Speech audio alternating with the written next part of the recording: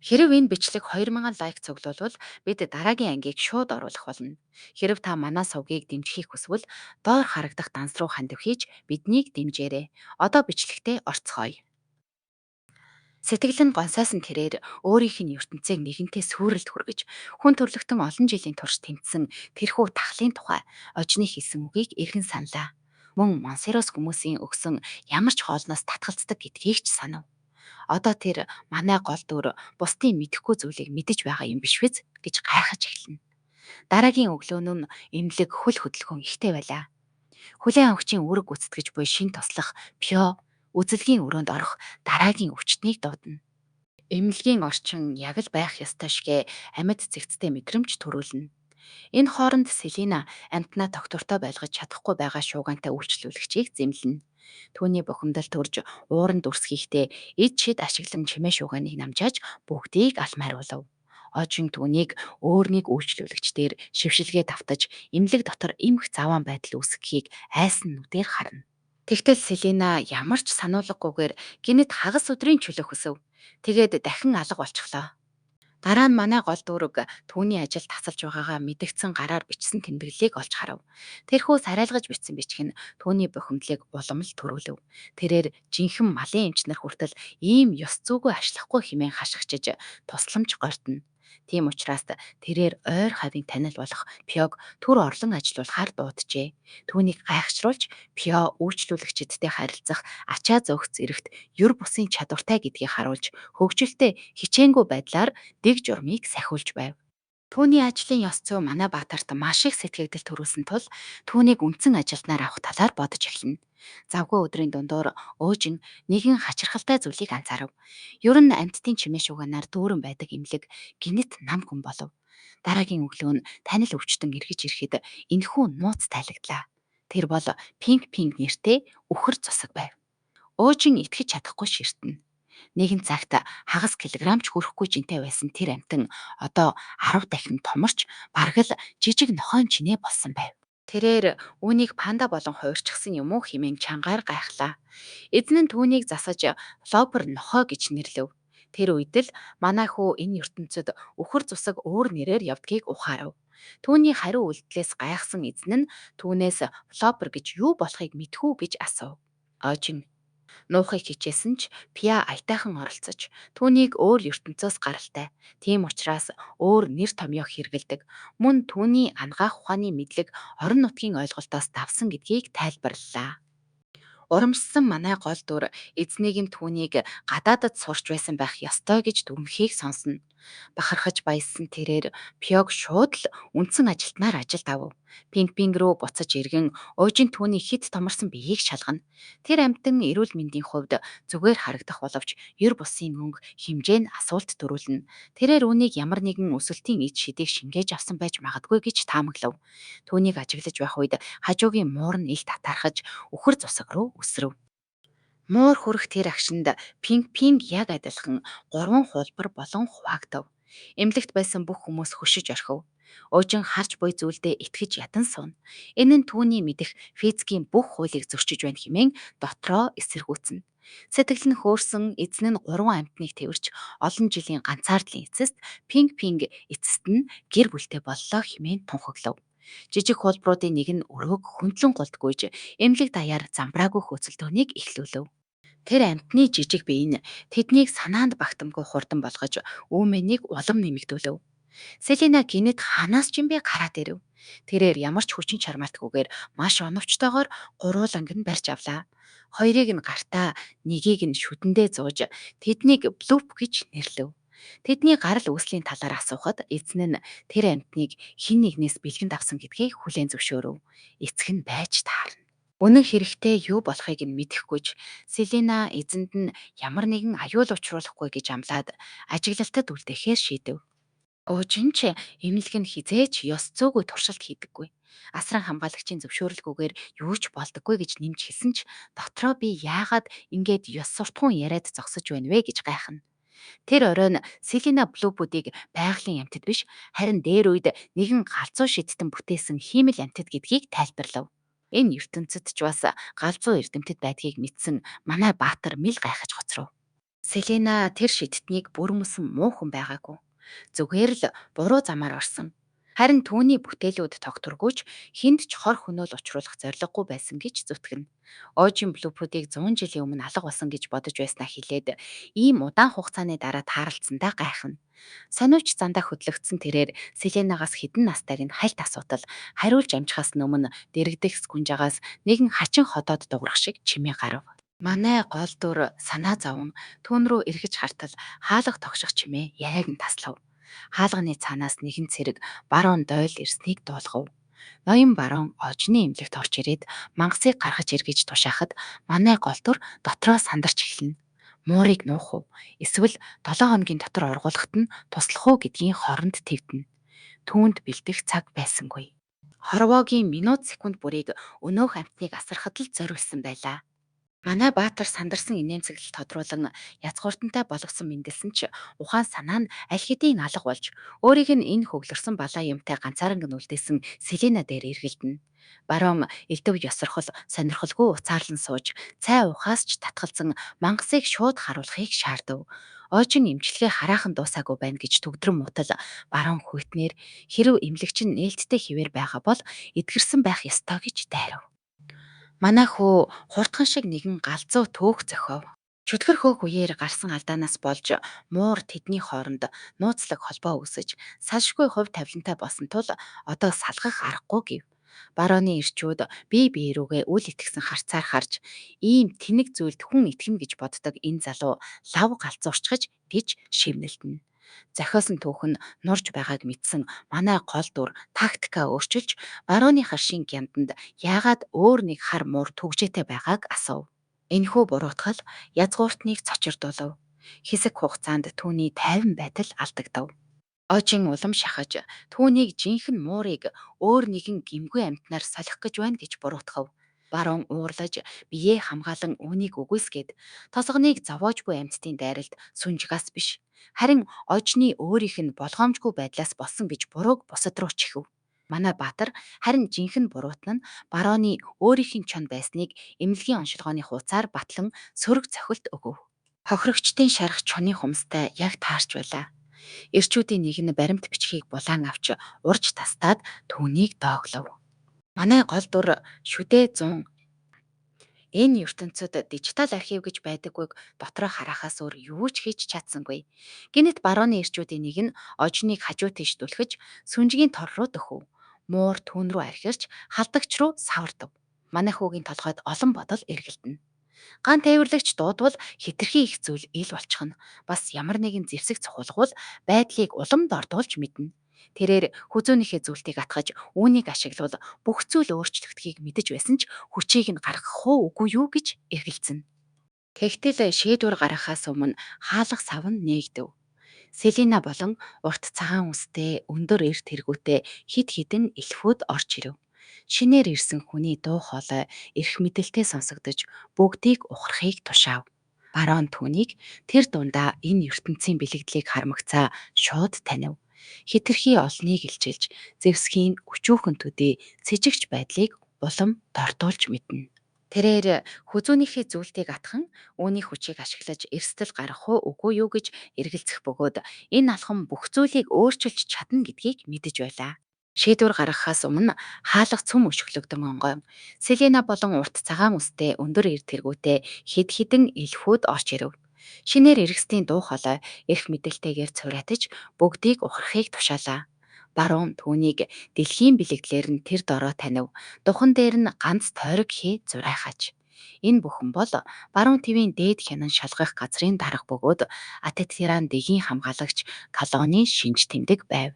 Баруун сандарсандаа төгтөрч ийм ариун нандин дэхийнхэн ятарсан муу эмнэлэгт эртэх нь ямар хачин бэ хэмээн игөөдөн төгшүүрээ нуухыг хичээнэ. Оожин энэ доромжлолтод дургуутсан ч хилээ хацаад өнгөрөв.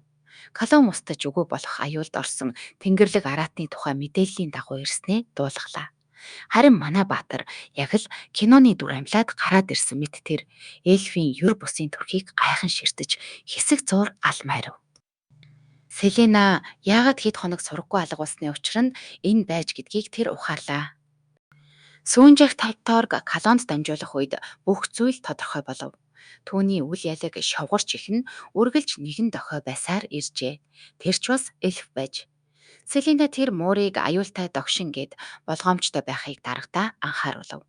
Килиан сүүнжих тойруулан шившлэг уншиж эхлэв.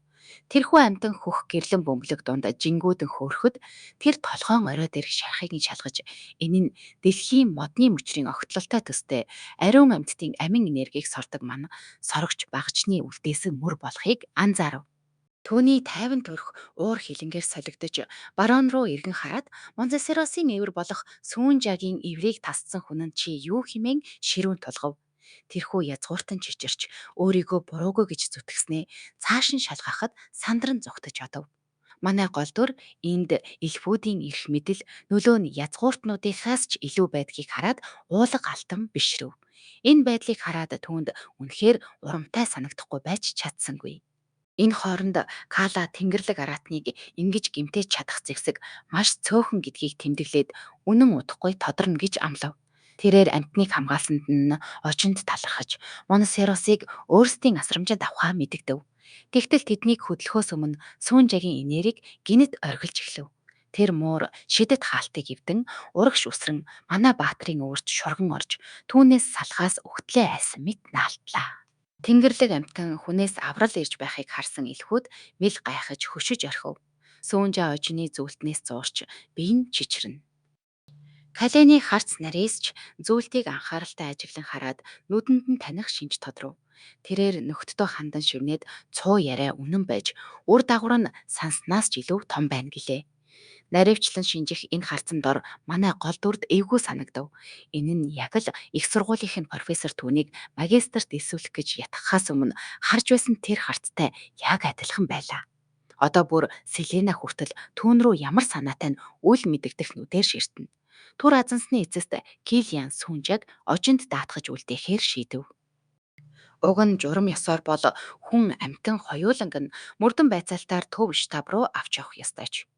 Селена байгаа нь хангалттай ихтгэл төрүүлж байна гэж тайлбарлав. Селена зүгээр л мөрөө хавчих бөгөөд үхтлээ уйдсан нь илт байв. Манай залуу түүний ийм итгэхгүй байдалд гайхаж яаж бүх зүйлд ийм тайван хандаж чаддаг байна хэмээн бодно. Килиан дахин нэг шившлэг хийж нарийн хийцтэй зүйлд бий болгон Сүүнжагийн хүзүүнд зүүж өгөв. Тэрхүү сахиус нь алдсан эврийг нь орлож амьтанд хүчээ эргүүлэн авахт нь туслах хамгаалалтын шидээр үл ялыг гэрэлтэнэ. Сүнжаа хүзүүний гоёлтон дургуутсан элд тийчгэнэн. Эльфүүдийн нэг нь энэхүү шившлэг нь яаралтай тусламжийн дохиог агуулсан тул хэрэв амьтан аюулд орвол тэд шууд мэдрэх болно гэж тайлбарлав. Оожин тэдний шидлэгийн нарийн ухааныг бишрэв. Энэ нь бараг л автомат аврах систем байлаа. Дараа нь Килиан нэгэн бөгж гаргаж талархлын тэмдэг болгон манай баатарт бэлэглээд энэ нь Селестиан гэр бүлийн эрх мэдлийг ижил төстэй хамгаалалтын шидийн хамт хуваалцдаг болохыг тайлбарлав. Оожин тэнэгэлцээр хүлээн авлаа. Ийм том бэлэг авчаар араас нь ямар гайч ирэх бол гэж баярлах айхан зэрэгцэн. Калон илдэгхэн инээмсэглээд өөрөө зүүж өгөхөөр зүтгэв. Манай хүнч жаахан эвгүүцсэн ч зөвшөөрлөө. Эльфүүд бөгж нь яг таарч байна гэлцэн хоорондоо шивнэлдэнэ. Тэр хуруундах гялалзах бөгж рүүгээ харж яг ямар гэчийн лайр өхөл тавьчихснаа гайхна. Ким оожин төрхөөсөө хойш ганц бие явсан залуу. Тэгтэл амьдралынх нь анхны бөгж ийхүү хуруунд нь ордог байжээ. Тэгээд бүр эльфийн бөгж нь нэг л сэжигтэй шидээр бүдгэгхэн гэрэлтгэн түүнийг уламж тавгүтүүлнэ. Манай хүн уучлалт гуйгаад ийм үнэтэй бэлэг авч чадахгүй хэмээн элдгээр татгалзахыг үзлээ. Каен гайхан яагаад гэж асуухад манай баатар гараараа ажил хийдэг малын эмч хүнд гоёл чимэглэл зүгээр л саад болдог гэж тайлбарлав. Калиан үүнийг гоёл биш хуйг дуулга гэж бодтоо гэж зөвлөгч дотроо бол энэ Ким оожин үнэхээр орчлонгоос тасарчихсан амтан бэ гэж бодож байлаа. Гэвч манай гол дур гарандаа юм зөөвөл эмч хүний ажилд саад болно гэд зүтгэжчихв. Кэлэнч цааш маргасангүй харин ч богинохон шившлэг хилдэл бөгж гэрэл болон уусаж Ким оожны хуруунд дээр шивээс болон хуйрчихан тэр. Харахад харин ч нэг дөгшөө. Кален түүнд энэ сүлдийг зүрхэн тус газраа тавиад овгоо хэлээрэ гэв. Ким оожиныг тэгмэгц хуруунд гэрэлтэж урд нь голограмм дүрслэл колони урд нь гараад ирэв. Ээлх залуу энэ шид нь алсын холбоо барьдаг, дуу дүрсээ дамжуулдаг гэд хэмээн тайлбарлаад гэрэл гэж хэлээд үзтээ гэлээ. Манай хөөч хэлснээр нь хийтэл хурууны үзүүрээс нь жижигхэн гэрлийн туяа цацрав. Шидэнд нь үнэхээр алмаарч гараа доглон савчих залууг хараад ээлхүүд шоолонгуу инээмсэглэнэ. Халяан цаг хугацааны явцад өөр олон шид илрэгч хамгийн чухал нь үүнд шингэсэн хамгаалалтын тарин гэдгийг хэлв. Бөгж нь ийм дэвшилтэт шивээс болон хувирсанд Ким Ожин гайхсан ч талархснаа илэрхийлв. Нөгөө улайр нь татгалзаж байсан хүн чинь одоо үр дүнд нь сэтгэл хангалуун байхыг харсан Селина дотроо шоолно. Каляны анхаарал манай хүний хүзүүний зөвлөлт рүү шилжиж царайн сониучрахсан шинжтэй болоод явчихав. Ким Ожныг үнийг луунаас авсан гэхэд эльфүүд бүр мэл гайхав. Учир нь луунууд бүр мянган жилийн өмнө устж үгүй болсон гэгддэг байжээ. Тэр ч бас тэгж сонссон ч урд нь нэг удаа лууны өвчтөд тэжээвэр амтныг эмчилж өгсөн гэдгээ хэлв. Хариуд нь луун хүзүүний зөвлөлт өгöd гэрт нь хариулна гэж амласан ч Ким Ожин маань мань лууны алдаанаас болж энэ ертөнцид ирчихсэн хэрэг.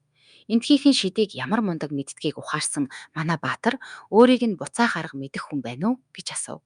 Үгээ дуусгаагүй байтал гурван ээлв гуруула нүд нь орой дээрээ гарч шууд өвдөг сөгтчихөн тэр. Тэд ангаах ухааны сахиусанд сүсгэлэн залбирч ийм агуу хүнтэй уулзуулсан хувь тавиланд талархаж эхэллээ. Ким Ожин бүр ангаагаад хөшиж орхив. Тэд түүнийг үнэхээр л нэг дарь их тэнгэрийн амтан гэд бодчих шиг боллоо. Манай хүн та нар андуураад байна. Би зүгээр л лууны балгаар энд ирчихсэн жирийн хүн. Нөгөө тэжээвэр амтан нь ч хүнд өгдөөгүй зүгээр л арчилгаа дутчихсан байсан юм гэж цааргалав. Гэвч Калон түүнийг лууны хүч шингэсэн зүйлд авсан хിവэр байгааг сануулв. Ким Ожин өөрийн хүслээр биш өөр ертөнц рүү шидэгтчихэд ятгахта замын зардал болгоё гэж л авсан ухааны юм өглөнө. Калон күүний гарыг хичээнгүйлэн хатгаад тэдний ертөнцид асар том аюул нүрлээд байгааг дуулгав. Амьд бүхнийг тэтгэгч ариун эрчим хүч болох ман нь дуусаж байгааг нь. Урд нь элбэг дэлбэг байсан ч луунууд мөкснөөс хойш багассаар нандин араатнууд нь алга болж ертөнц өөрөө мөхөж байгаа аж. Хэрэв энэ хിവэрээ дуусвал удаах үе нь амьд үлдэж чадахгүйд хүрнэ. Үүнтэй тэмцэхийн тулд дэлхийн удирдагчид манаг хадгалж тэнцвэрийг сэргээх зорилготой Атитерн дэгийг байгуулжээ. Манай гол дүр үүнийг хагас дутуу сонсож сууснаа нэг төрлийн шид бэлэгт байгаль хамгаалах газар шиг юм байна гэж ойлгоно. Калон цааш нь ярихдаа эртний домогт луугийн эрх мэдэлтэй хизээ нэгэн цагт дэлхийг аврах ангаах ухааны сахиусны тухай өгүүлдэг гэв. Түүнийг ингэж хэлмэгц бүх хүний харц оожин руу чиглэнэ. Тэрээр өөрийгөө зааж үнэхээр намайг хилээд байгаа юм уу хэмээн итгэж ятан асуув. Келиан маш нухацтай толгой дохиж тэд түүний эрхийг олон зуун жилийн турш хүлээсэн гэдгийг батлав. Манай баатар тэднийг бүрэн андуураад байна гэж дахин тайлбарлахыг оролцсон ч эльфүүд аль хэдийн гүнээ бүхийж амьдралаа ангаах ухааны сахиусанд зориулахаа тангаргалж эхэлжээ. Селестиан гэр бүл болон Ататеран дэг хоёул түүнийг хамгаалахаа амлав. Гол дүр маань тэдний үнэнч зүтгэлийн хүнд дарамтыг мэдэрч толгой нь эргэж эхэлнэ. Энэ бүхэн утгагүй зүйл намайг энд авчирсан луу галзуурсан байх ёстой гэж тэр хашгирмаар санагдана. Дотооддоо тэрээр тэр амьтныг зөхөж энэ юун төрлийн тоглоом бэ хэмээн гайхна. Дараагийн өглөө нь Тэнгэрлэг үл ойлголцлын замбраагүй байдал ард хоцорч түүний эмнэлгийн дасал болсон өдөр тутмын ажил эхэллээ. Нэгэн үйлчлүүлэгч нисдэг загас барьсаар ирээд энэ загас дахин нисэж чадхаа байсан гэж тайлбарлав.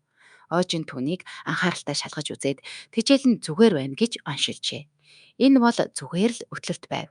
Эзэн нь сэтгэл дундуур харагдаж энэ үйл явцыг удаашруулах эсвэл дахин нисгэхэд нь туслах ямар нэгэн арга байна уу гэж асуув. Манай гол дүр өтлөх нь жам ясны бөгөөд зайлшгүй зүйл, хүлээн зөвшөөрөх ёстой зүйл гэдгийг аятуухан тайлбарлаж өгнө. Эзэн нь эргэлзэж байснаа хэвтэрт байгаа аав нь насан туршдаа нисдэг загсанд хайртай байсныг хуваалцав.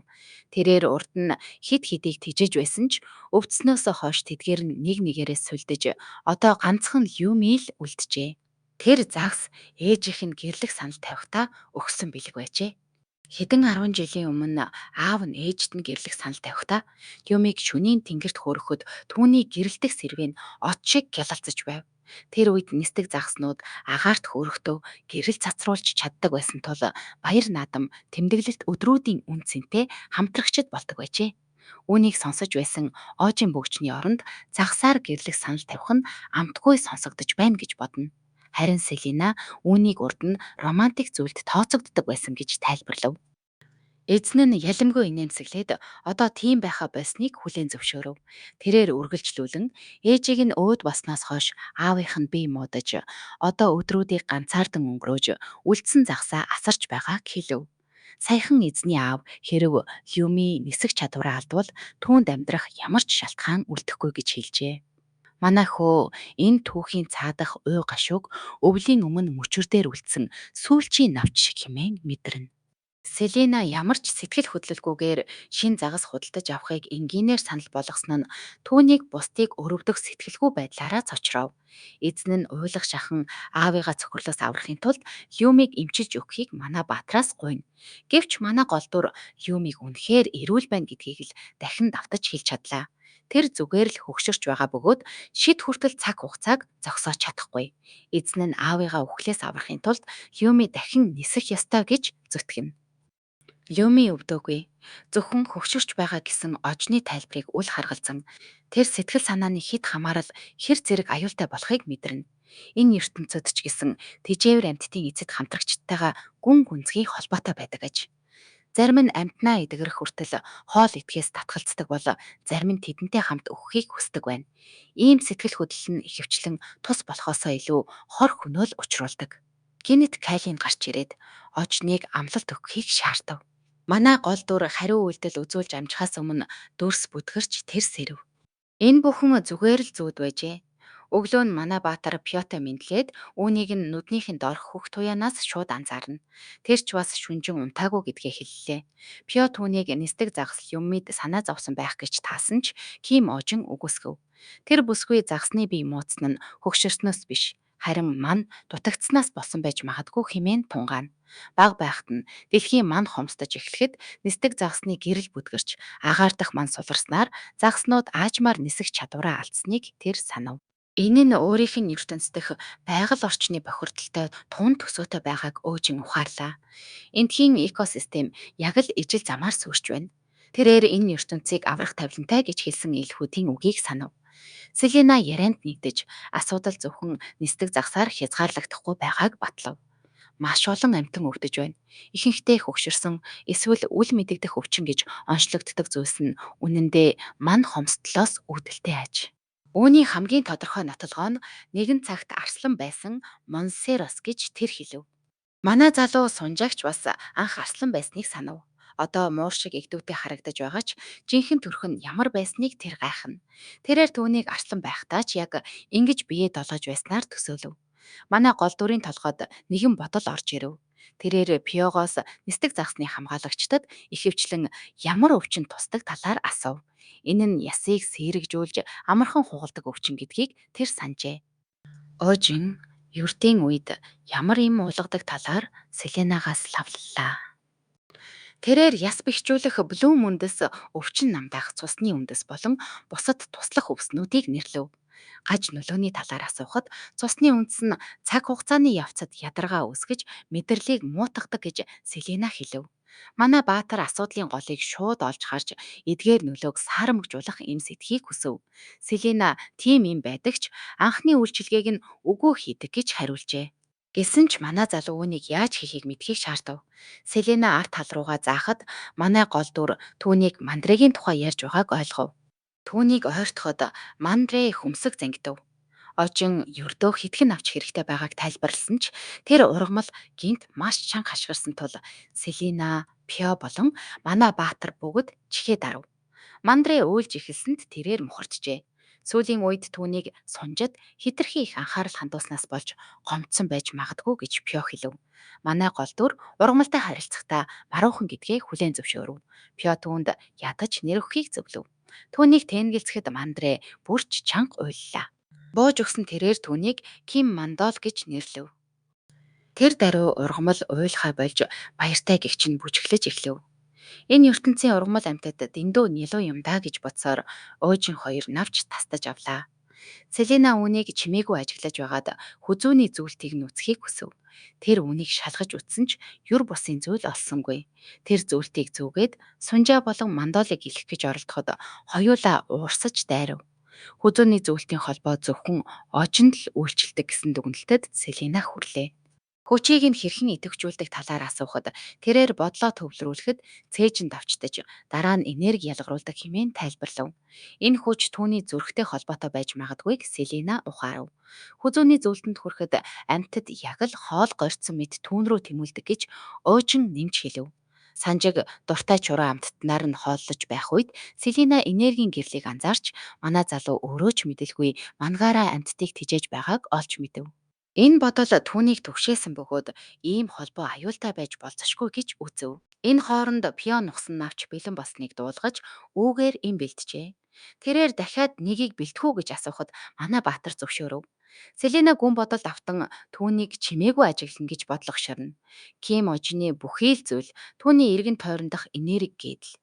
Амьд байгаль түүнд хариу үйлдэл үзүүлж байгаа нь ердийн нэг зүйл биш юм шиг санагдана. Домогт гардаг эмчилгээний сахиус үнэхээр тэр мөн болов уу гэж тэр анх удаа эргэлзэж эхлэв. Лёрелийн харшид тэрээр аавынхаа өрөөнд им бариад ортол аав нь шалан дээр хөвтөж байлаа. Тэр аавыгаа босгохоор яаран гүйж очлоо. Люми цонхны дэргэд баймаар санагдсан тул аав нь босох гэж оролцсныг тэр дараа ухаарав. Тэгээд би энэ сул дараа байж зүгээрээ гэж зүтгэн. Люрел аавынхаа ясан сэрэгчсэн тул ингэж хөдлөх нь аюултай гэж санаа зовдөг. Гэвч аав нь тэгхэд миний цаг хугацаа аль хэдийн хязгаарлагдмал болсон гэж хариулна. Люрел аавынхаа өвчнийг сайжирна гэж зүтгэн эсэргүүцсэн ч аав нь үхэл зөвхөн өвчнөөс биш харин итгэл найдвараа алдснаас ирдэг гэж итгэдэг аж. Аавыгаа ингэж яриха болооч гэж уйлангуйсан ч аав нь зөвшөөрсөнгүй. Яг тэр мөчид Оожин Селена, Пио болон бусад нөхдийнхөө хамт ирж энэ сэтгэл хөдлөсөн дүр зургийг таслав. Тэрээр хүмүүс өвчин эсвэл хувь тавилангаас болж биш харин буруу мэдээлэл, буруу эмчилгээ, муу зуршил, зохих арчилгаа дутагдсанаас болж үхдэг гэж зоригтой мэдэгдэв. Юрэл болон түүний аав гинт гарч ирсэн хүмүүсийг хараад цочирдож орхив. Манай гол дүр өөрийгөө танилцуулаад Юмигийн нисэж чадахгүй байгаа нь хөгшөрснөөс биш. Харин аавынх нь ууж байсан эмийн гаж нөлөө гэдгийг тайлбарлав. Аав нь гайхаж Юми биш би өөрөө юм ууж байсан шүү дээ гэж зүтгэв.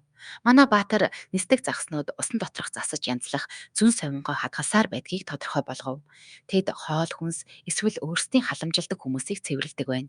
Юми аавынх нь ус сахлыг засаж янзлахдаа хүрэлцэх замаар эмийн үлдэгдлийг өөртөө шингээж авчээ. Лёриэл Люми аавынхан дэргэд шөнийг өнгөрөөж түүнд наалтдаг байсныг санав. Өвгөн үннийг ухаарч энэ нь миний сахал яагаад өргөлж тэгж гялалзаж харагддаг байсныг тайлбарлаж байна гэж амандаа өглөв. Оожин үүнийг баталж өөрийн гарган авсан ерөндөг бүхий тариуруудыг үзүүлв. Тэрээр загас 1 эсвэл 2 хоногийн дотор эрч хүчээ эргүүлэн авна гэж тайлбарлав. Аав нь ийм асуудал дахин давтахгүй тулд бүх сахлаа хусандаа гэж тоглоом хийв. Манай гол дүр эмчилгээгээ эхэлж загас бүрийг барьж байхад Пио тэднийг хөдөлгөхгүй барьж Оожин им тарив. Дуусаад тэрээр энэ бол маш хурдан үйлчилгээтэй юм гэдгийг тэмдэглэв. Хэдхэн хормын дараа Люми хөдөлж эхлэн гинт агаарт хөөрөв. Тэгээд бүдгхэн гэрэлцээр аав руугаа нисв. Тэр түүн рүү ширтэж энэ нь зүүд биш гэдгийг ухаарав. Бусад загснууд ч нэг нэгээрээ гэрэлтэж биеэс нь зөөлөн цэнхэр гэрэл цацран хөөрч эхэллээ. Загснууд дээр эргэлтэхэд өрөө тэр чигтээ гялалцсан гэрлээр дүүрв. Юрел болон түүний аав бишрэн харж зогсно. Энэ дүр зураг аавд нь яг үүн шиг тэнгэрт хөөрсөн гэрэлт загснуудыг ашиглан ээжд нь гэрлэх санал тавьж байсан өдрийг нь санагдуулав.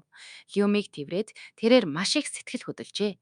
Пио энэ бүх үйлдэл ожины цус болон мантай хүрэлцснээс босныг ойлгож түүнийг жирийн нэгэн биш гэдгийг ухаан чимээгүй ажиглана.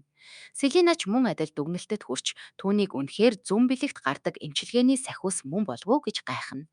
Дараа нь Селена энэ талаар хэлэлцэхээр Калентай уулзав. Колена бүх зүйл зүн бэлэгтэй яв цав нийцэж байна гэж үзээд ожны моносростой тогтоосон холбоо бол үгүйсгэхийн аргагүй баримт гэж батлав. Селена манай гол дүрд түүнд хамааралгүй бөгжийг өгөх гэсэн түүний шийдвэрт эргэлзсэн ч Колом анхны эзэн нь үүнийг зөвшөөрөх байсан гэж зүтгэн.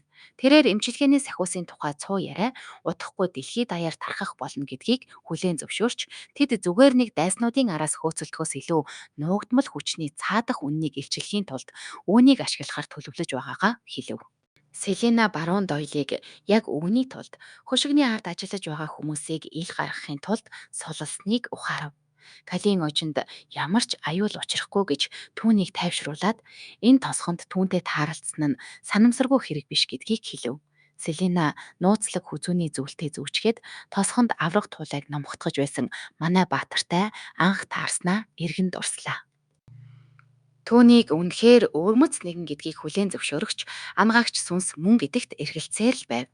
Каин түүнд үргэлжлүүлэн ажиглахыг сануулад зөв ишлэлд зөвхөн авралын тухай бус түүний өмнө эрх сорилтуудын талаарч бас анхааруулсныг хэллээ. Өөр нэг нь тайван өглөө очны эмнэлэгт эхэлнэ. Дотор нь лүп гэгддэг нэгэн цэлцэгнүүр навч унаад дахиад л хярчгсан сууж байх аж. Өнгөрсөн 7 хоногт л асрамжийн төлбөрөө хийчихсэн байхад энд байсаар байгааг манай баатар анзаарч бухимдан яагаад явахгүй байгааг нь гайхна. Энэ хооронд Селена өнөөх амьтныг асарч байх бөгөөд 3 лүпний нэгийг хардаг тухайга тайлбарлав. Түүнийг хайн харьцах үед манай гол дур дундуур нь орлоо. Цэлцэг нуурууд нь толгойдоо цөмтэй хуваагддаггүй төрөл болон амархан үрждэг цөмгүү төрөл гэж хуваагддгийг тэр санав. Цөмтэй төрөл нь дахин хуваагддаггүй бол Селенагийн асарч байгаа нь цөмгүү бөгөөд стресст орохороо үрждэг аж. Дарамтад орохороо үрждэг эмзэг амьтан болохыг Селена ч батллаа. Ийм амьтдыг байлгах нь ямар аюултайг сайн мэдэх манай залуугийн дотор арзагнаж эхлэв. Лүпүүд хяналтгүй үржиж, буруу харьцнаас болж бүтэн тосгоноороо сөрсөн түүх бий. Андре Сунжа зэрэг тогтворгүй амьтадтай хамт эмнэлэгт ийм амьтан байлгах нь дэндүү ухар мөчөд хэрэг байлаа. Сэтгэлдээ өвөнд эргэлзэж байтал Селена эзнийхэн зөвшөөрлийг аваагүй бөгөөд хамтран ажиллах нэрээр дуур мэдэн ийм алхам хийснийг мэдэв. Энэ яриаг сонсож байсан Пио сандарч үүнд орооцолдохгүй байсан нь дээр байх хэмээн аяархан зөвлөнө. Чихээ нуудаг эльфүүд ял шийтгэлийн тамга тэмдгээ нуухын тулд тэгдэг гэж сонсож байснаа манай гол дүр санав. Энэ бодол толгойноос нь салсангүй. Селенагийн дур мэдэн хөдөлдөг зан хувийн амьдралын асуултаас бултдаг байдал ширүүн ааш зэрэг нь түүний өнгөрсөн амьдралд эргэлзэхэд хүргэнэ. Ожийн түүнийг ажлаас нь халах талаар түр ботсон ч эмнэлгийн их ажлыг бодоод болчихов. Үүнийг тунгааж амжихаас өмнө Селена үүдээ нээх цаг болсныг тохиж өдөр тутмын ажил үргэлжилнэ. Харин өөр газар барон Дойлын цайзад барон болор ашиглан нэгэн нууцлаг хүнтэй ярьж байв. Өнөөхөн ожины эмнэлэгт яагаад атетерэн дэг илэрснийг шаардан асууна. Барон тэднийг гинт дайрч орж ирээд бурханлаг араатны тухай яриад ажлыг нь тасалдуулчихад явсан гэж тайлбарлав. Цаадах нь уурлаж атетерэн дэгт Монсеросыг алдчихлаа гэж бароныг буруутгав. Барон уучлалт гуйж буцааж авахаа амласан ч өнөөх араатан Ким ожинтой хамт байгаа тул хулгайлах шаардлагагүй гэж нэмж хэлв. Монсеросыг хүмүүстэй хамт байж чаддгүй гэдгийг мэдэх өнөөх хүн цочирдов. Тэр амтан манай гол дүрийг өөрөө дагсан гэж барон зүтгэн. Өнөөх хүн түүнийг арчаагүй гэж загнаад мэдэх бүх хүний амийг хамхихыг тушаав. Холболт тасарч барон урт зэмлэлийн дараа бухимдаж хоцров. Тэрээр туслахдаа одоо амралттай байгаа Теодор, Алекс нарыг дуудахыг тушаав. Тэд илүү цагаар ажилласнаа гомдлолж байж амралт авсныг туслах нь сануулв. Барон уурлаж амралтыг нь цуцлан тэднийг нин даруй авчрахыг шаардав. Асуудал улам бүр дордож байгааг тэр ухаалаа. Энэ хооронд Захаар атетерэн дэг үзэгдсэн тухай цоо үг хурдтай тархаж байв. Тосгоныхон тэднийг өөрсдийн нүдээр харснаа ам уралдан ярилцаж, тийм хүчрэхэгдэг яагаад хөдөөний жижиг эмнэлгээр зочилсныг гайхацгаана. Тэднийг хуур бурханлаг амьтныг хайж ирсэн гих яриач гарав. Зарим нь манай баатрыг зүгээр нэг үзүүлбэл хуурамч бус гэж батлав. Жирийн нэг эмч биш, харин бүр өөр ертөнцөөс ирсэн хүн гин шүү.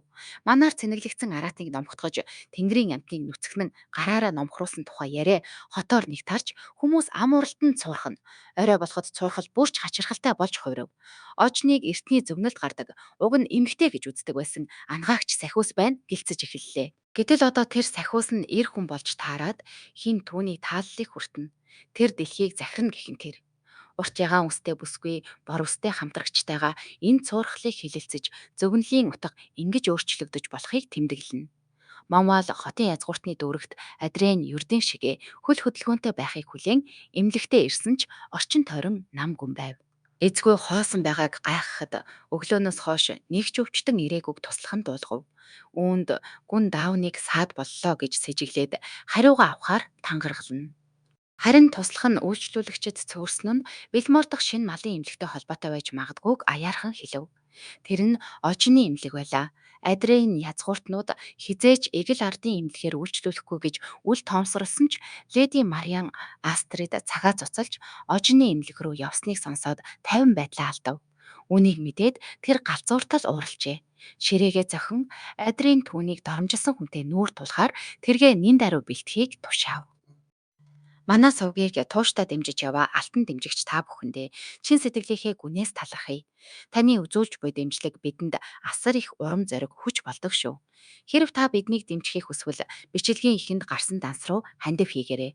Дараагийн хэсгээр дахин уулзцаая.